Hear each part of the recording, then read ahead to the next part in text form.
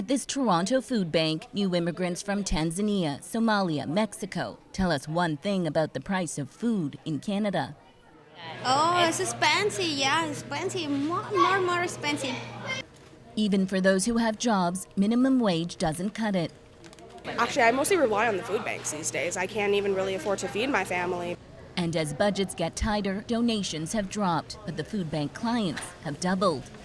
To see these young children and parents, single parents, or even two-parent household coming with really young children to access food, it's heartbreaking. The latest numbers show food prices are still rising, just not as fast as before.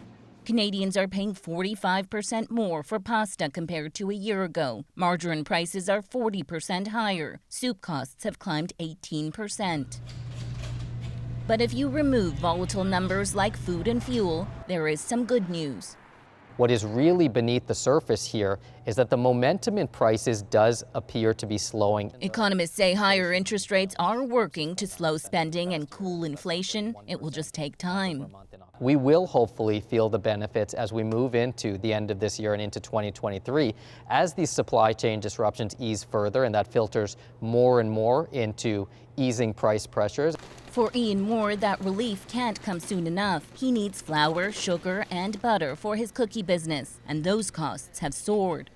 There are normal escalations every year, and that's completely fine. This feels different. He's had to raise his prices to keep up, but is still donating some of his sales to charity, including food banks, while he can.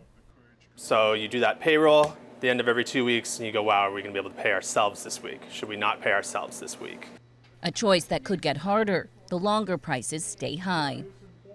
So, Nisha, I get the point that inflation seems to be stabilizing, but very clearly the Bank of Canada has some work to do.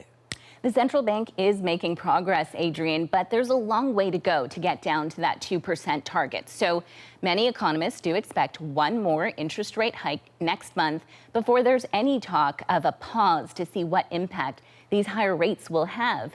And look, it's been 8 months since the central bank started raising interest rates, and in general, it can take up to 18 months to feel the full effects. So I think a lot of Canadians are hoping that this race to bring down inflation will be a sprint, but it's looking more like a marathon. All right, Nisha Patel, thank you.